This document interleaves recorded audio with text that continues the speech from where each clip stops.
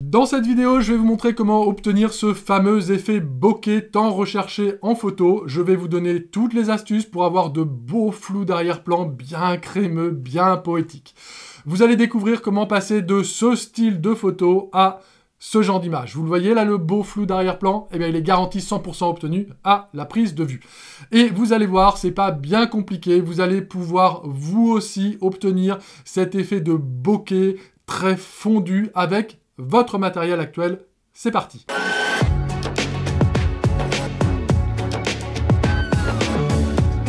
Salut à toutes et à tous, c'est David, bienvenue dans ce nouvel épisode de la photo nature. Vous êtes au bon endroit pour apprendre à faire de belles photos plaisir sans se prendre la tête ni à avoir à dépenser des milliers d'euros. Si vous êtes nouveau ou nouvelle ici, pensez à aller jeter un œil dans la description. Vous y trouverez en particulier le lien vers mon site pour vous inscrire gratuitement et débloquer votre accès à mon centre de ressources pour découvrir plein d'infos pour progresser en photo. Des guides à télécharger, des vidéos exclusives et plein de super articles.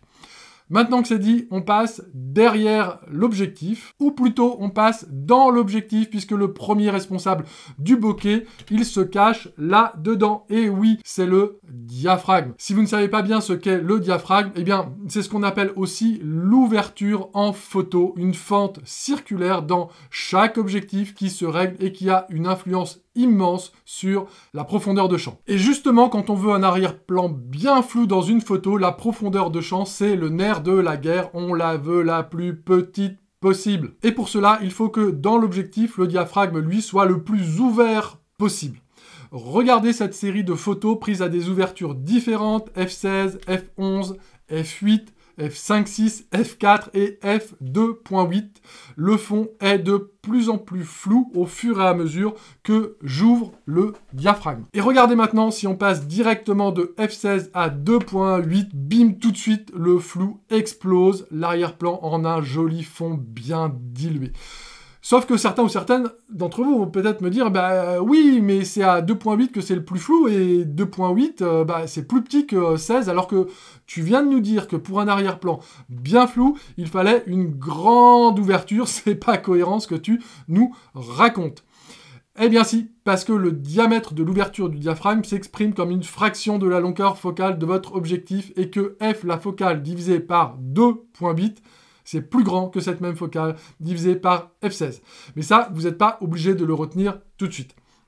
Retenez juste que pour avoir un joli bokeh sur vos photos, vous vous mettez en mode A, priorité à l'ouverture, ou en mode M sur votre appareil, et vous réglez l'ouverture au maximum, c'est-à-dire avec la plus petite valeur possible de F quelque chose. Ok, c'est bon? F2.8, c'est le bokeh, F16, c'est pas bokeh. On passe maintenant au second facteur sur les 4 que vous devez maîtriser pour obtenir de beaux flous d'arrière-plan. Et ce second facteur, c'est la focale de votre objectif. Alors là, c'est simple, pas de fraction ou de formule de maths à comprendre. Plus votre objectif est long, plus c'est bon pour le bokeh. La focale, elle s'exprime juste en millimètres. Donc, si votre but est d'avoir un arrière-plan bien flou avec un 20 mm, comme celui-ci, même en ouvrant le diaphragme au maximum, ça va être très, mais alors très compliqué. Et pour vous montrer cela, j'ai sorti les grands moyens avec cette peluche et sa guirlande de LED en arrière-plan. Regardez bien, je me suis déplacé évidemment pour que le sujet conserve la même taille dans l'image, et je suis resté avec une ouverture du diaphragme toujours constante. Et voici le fond obtenu avec un objectif de 20 mm, puis un 35 mm, un 70 mm, et enfin avec un téléobjectif de 200 mm. La conclusion est évidente, si vous voulez obtenir un joli bokeh, choisissez un téléobjectif ou en tout cas une focale au-delà de 50 mm, que ce soit avec une focale fixe ou avec votre zoom. Le troisième des 4 facteurs maintenant, c'est le rapport de grandissement. Le rapport de grandissement, c'est la taille qu'occupe votre sujet sur votre capteur par rapport à sa taille réelle face à vous. Et c'est particulièrement important en macro photo. Regardez cette mignonne petite plante carnivore qui doit mesurer à peine 1 cm et qui occupe aussi 1 cm sur mon capteur. Pour cette photo, on est donc au rapport 1 pour un, ce qui est déjà beaucoup.